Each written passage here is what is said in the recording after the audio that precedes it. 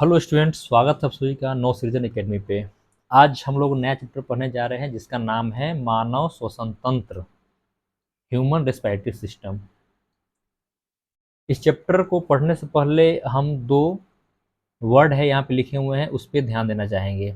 एक है ब्रीदिंग और दूसरा है रेस्पिरेशन। ठीक है, इन दोनों में अंतर क्या होता है, क्या डिफरेंसेस इन दोनों में, वो देखते हैं। ठीक है, फिर तब आगे समझ पाइएगा। ब्रीदिंग का सिंपल सा मतलब ये होता है कि जब हम सांस लेते हैं तो क्या करते हैं, ऑक्सीजन अंदर लेते हैं और CO2 क्या करते हैं, हम बाहर छोड़ देते हैं। ठीक है, ये हो गया ब्रीदिंग। ब्रीदिंग मतलब ये हो गया कि सांस लेना और छोड़ना, ये प्रोसेस कहलाता है ब्रीदिंग। ठीक है, रिस्पायरेशन कहने का ये मतलब हुआ कि जब हम लोग भोजन करते हैं तो भोजन में क्या होता है, हमको ग्लूकोज प्राप्त होता है। इसका सूत्र है C6H12O6। ये क्या है, ग्लूकोज है। ठीक है, तो ग्लूकोज को तोड़ने में ये ऑक्सीजन क्या करती है, हमारी हेल्प करती है। ठीक है, ये ग्लूकोज को तोड़ा और क्या बना दिया, CO2 प्लस H2O और प्लस में ऊर्जा क्या किया, ये रिलीज कर दिया। ठीक है, तो ये रेस्पिरेशन हो गया, जो कि ग्लूकोज को तोड़ने की प्रक्रिया, ये रेस्पिरेशन कहलाता है, जबकि सांस लेने की प्रक्रिया ब्रीदिंग कहलाता है। और ये जो ऊर्जा बनता है, इससे क्या होता है, पूरे शरीर में संचरित होता है। ठीक है, तो ये क्या है, केमिकली हो रहा है, तो इसको बोलेंगे रासायनिक प्रक्रिया। क्या बोलेंगे इसको, रासायनिक रासायनिक प्रक्रिया। ठीक है, और ये क्या हो रहा है, फिजिकली हो रहा है, इसलिए उसको बोलेंगे भौतिक क्रिया। ठीक, अब क्या है, हम लोग एयर लेते हैं अंदर। ठीक है, तो एयर में तो सारे गैसेज आ जाती है, जैसे नाइट्रोजन हो गया, ऑक्सीजन हो गया और कार्बन डाइऑक्साइड हो गया। तो वायुमंडल में कितने, नाइट्रोजन 78% मौजूद होता है, ऑक्सीजन कितना है 21% और कार्बन डाइऑक्साइड कितना है 0.03%। ठीक, ये तो हम इनटेक करते हैं, क्या करते हैं, इनटेक करते हैं, अंदर लेते हैं। ठीक है, और जो सांस हम छोड़ते हैं, ये आउट, जो आउट करते हैं, तो नाइट्रोजन जितना लेते हैं उतना हम छोड़ देते हैं वायुमंडल में। ठीक है, ऑक्सीजन में क्या खेला होता है कि 21% तो लिए, लेकिन हम 17% ही छोड़ पाते हैं। तो बाकी कहाँ गया, तो बाकी वही ग्लूकोज को तोड़ने में हमारे खर्चा होता है। अब ये कार्बन डाइऑक्साइड है, ये 0.03% है, बट छोड़ा कितना, तो 4% छोड़ा। ये इंपॉर्टेंट बात है कि 4% छोड़ रहा है। तो इतना आया कहाँ से, तो ये जो ग्लूकोज टूटता है तो क्या होता है, कार्बन डाइऑक्साइड जो रिलीज होता है वो यहाँ से होती है। ठीक है, ये हो गया ब्रीदिंग और रेस्पिरेशन में अंतर। अब आगे शुरू करते हैं ह्यूमन रेस्पिरेटरी सिस्टम। ठीक है, ह्यूमन रेस्पिरेटरी सिस्टम में क्या क्या होता है, पहले वो अब देखिए। जैसे यहाँ पे देखिए, मैं बनाना चाह रहा हूँ कि पहले क्या हो गया, ये नसिका हो गया। ठीक है, ये क्या हो गया, नसिका हो गया। ठीक, यहाँ यहाँ क्या होता है, यहाँ मुख भी होता है, मुख से भी एक पाइप निकलता है, जैसे कि हम बताए थे। तो ये क्या होता है, कॉमन रास्ता होता है जिसमें भोजन भी आती है और श्वास भी आता है। इसको बोलते हैं, क्या बोलते हैं, फेरिंग्स, PHYR, फेरिंग्स बोलते हैं, PHARYNS, फेरिंग्स बोले। ठीक है, या इसी को हिंदी में बोलते हैं ग्रसिका बोलते हैं, ग्रसिका बोलते हैं। ठीक है, ग्रसिका बोलते हैं। ठीक है, फेरिंग्स हो गया। अब देखिए, अब आगे चला। ठीक है, तो एक यहाँ पे बक्सा सा स्ट्रक्चर होता है जिसको बोलते हैं लैरिंग्स, LARYNS। ये हो गया लैरिंग्स। ये आप लोग ध्यान दीजिएगा कि जो गला के पास है, जब हम बोलते हैं कुछ तो वो कंपन होती है, तो वो कंपन होती है, वही क्या है, लैरिंग्स है। ये क्या करती है, साउंड निकालती है, साउंड में ये हेल्प करती है। ठीक है, जब आगे हम बढ़े तो ये क्या है, श्वास नली है। क्या है, श्वास नली, इसको बोलते हैं ट्रैकिया बोलते हैं। क्या बोलते हैं, ट्रैकिया। ये हिंदी और इंग्लिश दोनों में ट्रैकिया ही बोलेंगे। ठीक है, या इसको हम क्या बोल सकते हैं, श्वास नली बोलेंगे हम। ठीक है, श्वास नली बोलेंगे। ये आगे चल के दो पार्ट में बढ़ जाता है ना, दो पार्ट में ये बढ़ गया, जिसको बोलते हैं ब्रोंकी। क्या बोलते हैं उसको, उसको बोलते हैं ब्रोंकी। ठीक है, अब ये ब्रोंकी क्या करता है आगे चल के और भी बहुत सारे पार्टों में बढ़ जाता है। ठीक है, जिसको बोलते हैं ब्रोंकियोल्स। क्या बोलते हैं? ब्रोंकियोल्स। इधर भी क्या है, ये बहुत सारे पार्टों में बट गया, है ना। अब यहाँ पे एक होता है ना, ये फूला हुआ संरचना, जैसे कि अंगूर लाइक बोल सकते हैं हम, वैसा संरचना होती है ना। बहुत सारे लाखों की संख्या में होती है, जिसको बोलते हैं एल्वोलाई। इधर भी हो गया, है ना। ये क्या हो गया? एल्वोलाई हो गया। इसको बोलते हैं एल्वोलाई। एल्वोलाई बोलते हैं।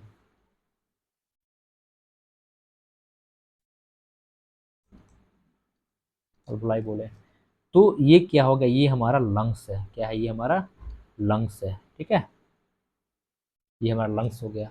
और यहाँ पे क्या होती है? डायफ्राम होती है। क्या होती है ये डायफ्राम हो गया। ये हमारा डायफ्राम हो गया। ठीक, तो इसको ध्यान रखिए। ये तो नोज हो गया। ठीक, यहाँ से ऑक्सीजन आया। और ये फेरिंग्स हो गया। PHARYNS, फेरिंग्स हो गया। इसको ग्रस्का ही बोलते हैं। ठीक है, आगे चल के लैरिंग्स हो गया। फिर ये इसको क्या बोलेंगे? ट्रैकिया बोलेंगे। ट्रैकिया में ही लैरिंग्स होता है। ठीक है, इसमें बॉक्स लाइक स्ट्रक्चर होता है। आगे चल के दो पार्टों में बट गया, जिसको ब्रोंकी बोलेंगे। हिंदी में भी सेम नाम है, ब्रोंकी। ठीक, और आगे ये और भी फर्दर डिवाइड हो जाता है, जिसको बोलते हैं हम क्या? एल्वोलाई बोलते हैं। और यही क्या करती है? गैसों का एक्सचेंज करती है। ठीक, उम्मीद करता हूँ कि डायग्राम समझ में आ गया होगा आपको। तो आगे देखिए अब। तो क्या मैं कह सकता हूँ कि जो मानव श्वसन तंत्र है, जिसे श्वसन प्रणाली भी कहते हैं, वो ऑक्सीजन को शरीर में ले जाने और कार्बन डाइऑक्साइड को बाहर निकालने में मदद करती है। क्या करती है? O2 को अंदर लाती है और CO2 को बाहर छोड़ देती है। ठीक है, इसमें कौन कौन से? तो नाक, मुंह, गला, श्वास नली, फेफड़ा जैसी संरचनाओं से ये बना होता है। ठीक है, तो हम बारी बारी से क्या करेंगे, एक एक करके हम पढ़ेंगे। जैसे कि नाक हो गया। तो नाक क्या है? एक यही तो मेन है, श्वसन तंत्र का एक महत्वपूर्ण अंग है, जो हवा को फेफड़ों तक पहुंचाने में मदद करता है ना। और देखिए नाक में देखिएगा तो एक क्या होता है? बहुत सारी बाल होती है ना, बाल जैसी संरचना होती है। ठीक है, ये क्या करती है? जो हवा आती है तो इसमें तो क्या बहुत सारी अशुद्धि भी होती है, जैसे कि धूलकन हो गया, है ना। धूलकन वगैरह हो गया, धूलकन। ठीक है, छोटे छोटे कण होता है। तो इसको क्या करती है? ये रोक लेती है ना, अपने अंदर ही रोक लेती है और शुद्ध जो एयर होता है उसको अंदर जाने देती है। ठीक है ना, तो यह हवा को छानती है, फिर गर्म करके और नम करके उसे फेफड़ों के लिए सुरक्षित बनाता है। नाक के अंदर क्या होता है? मौजूद छोटे छोटे बाल होते हैं, हवा में मौजूद धूल और अन्य कणों को फंसा लेते हैं, जिससे वे फेफड़ों तक नहीं पहुंच पाते हैं और हम शुद्ध हवा को अंदर लेते हैं। अब क्या है? श्वास नली। देखिए श्वास नली क्या है? ये देखिए श्वास नली हो गया। ठीक है, तो मैं क्या कह सकता हूँ कि जो श्वास नली है, वो एक तो नली के आकार की रचना है, जो कि नाक को, यहाँ पे क्या होता है? नाक, नाक को क्या करती है ना, फेफड़ों, ये क्या है? फेफड़ा, लंग्स हो गया ना, लंग्स। तो नाक को लंग्स तक ये क्या करती है? वायु को रास्ता प्रदान करती है ना। ये फेफड़ों तक वायु को पहुंचाने के लिए आवश्यक है। ठीक है, अब इसमें देखिए सबसे इंपॉर्टेंट ये है कि इसमें क्या होती है? एक रिंग की तरह रचना होती है। क्या होती है? रिंग की तरह ये रचना है। ठीक है, तो इसका काम ये है कि ये तो क्या है? कार्टिलेजस होता है, जैसे कि ये तो मुलायम टाइप का होता है।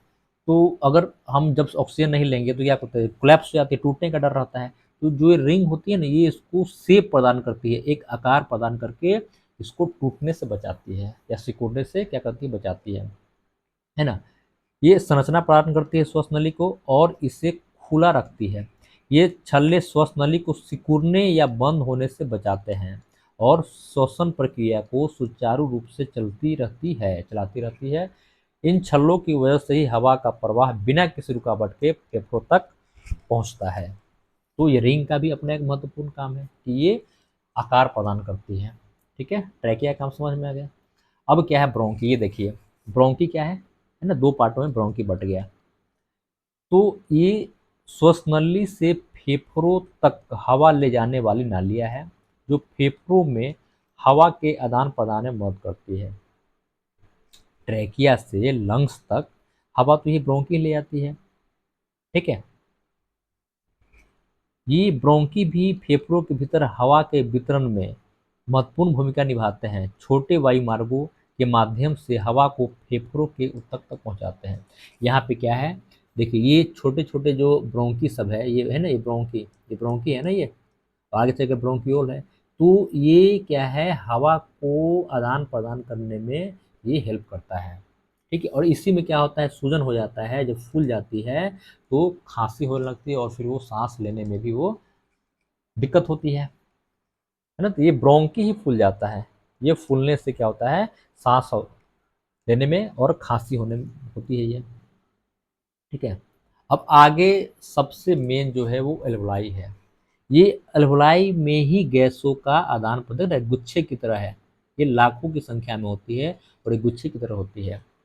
एल्वलाई होता क्या है, तो एल्वलाई का कार्य श्वसन प्रक्रिया में बेहद महत्वपूर्ण है ना?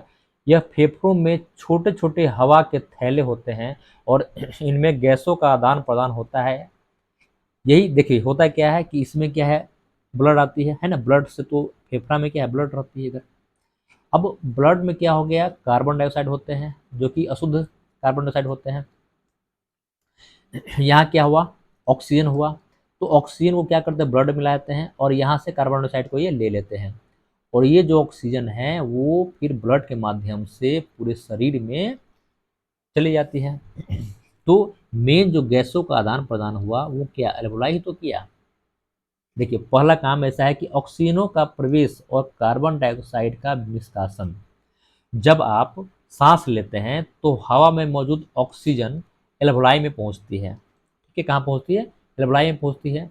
और वहां से खून की छोटी छोटी नालियां, यह तो कैपिलरी बोलते हैं जिसको, छोटी छोटी नालियां होती है, में प्रवेश करती है, ठीक है? और साथ ही कार्बन डाइऑक्साइड जो शरीर की कोशिकाओं से उत्पन्न अपशिष्ट गैस है, खून से एल्वोलाई में आकर सांसों के माध्यम से बाहर निकल जाता है।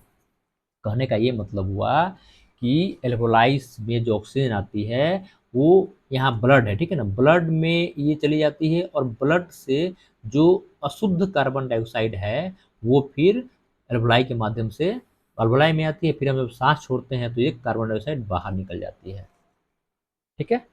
ऑक्सीजन, शुद्ध ऑक्सीजन ये ब्लड को दे दिया और ब्लड से अशुद्ध कार्बन डाइऑक्साइड को ये लिया और फिर जब हम सांस छोड़ते हैं तो वो क्या करती है, फिर वो बाहर निकल जाती है। दूसरा क्या है एल्वोलाई के काम, कि इसका विशाल सतह क्षेत्र होता है ना? फेफड़ों में लाखों एल्वोलाई होते हैं जिससे ऑक्सीजन और कार्बन डाइऑक्साइड का आदान प्रदान तेजी और प्रभावी ढंग से होता है ना? लाखों की संख्या में होता है और ये सिकुड़ा हुआ रहता है लाखों की संख्या में। जब हम लोग ऑक्सीजन लेते हैं, मतलब सांस लेते हैं, तो ये फैलती है, ठीक है? फैलती है और बहुत तेजी से ऑक्सीजन और कार्बन डाइऑक्साइड का आदान प्रदान करती है ये, ठीक है? अगर एक शॉर्ट फॉर्म में कहा जाए तो एल्वोलाई क्या करती है, फेफड़ों और रक्त प्रवाह के बीच पुल का काम करती है, जो शरीर को ऑक्सीजन प्रदान करती है और कार्बन डाइऑक्साइड बाहर निकाल देती है, ठीक है? अब देखिए होता क्या है, ये लंग्स है ना, लंग्स हुआ और कुछ इधर भूल गया, ये डायफ्राम होता है, ठीक है? क्या डायफ्राम होता है, जब हम सांस लेते हैं तो क्या करते हैं, इसका एरिया बढ़ाते हैं हम, तभी तो वायु ज़्यादा संख्या में आ जाए। तो ये डायफ्राम क्या होती है, नीचे जाती है, नीचे जाती है। यहाँ रिब्स भी होते हैं ना, ये रिब्स भी होता है, रिब्स ऊपर आती है, रिब्स ऊपर आ गया और डायफ्राम नीचे जाती है। तो इसका क्षेत्र बढ़ जाता है और हम ऑक्सीजन ले लेते हैं, सांस ले लेते हैं, ठीक है? जब हम सांस छोड़ते हैं तो ये डायफ्राम नीचे जाती है और रिब्स रिब्स भी नीचे आती है और इसका आकार छोटा हो जाता है और हम सांस को छोड़ देते हैं, ठीक है? तो ये प्रक्रिया है। तो डायफ्राम भी मेन रोल निभाती है। अगर डायफ्राम ना हो तो क्या आदमी ऑक्सीजन ले पाएगा, नहीं ले पाएगा। तो मेन क्या है, डायफ्राम काफ़ी हेल्प करती है। ठीक है, चलिए, थैंक यू।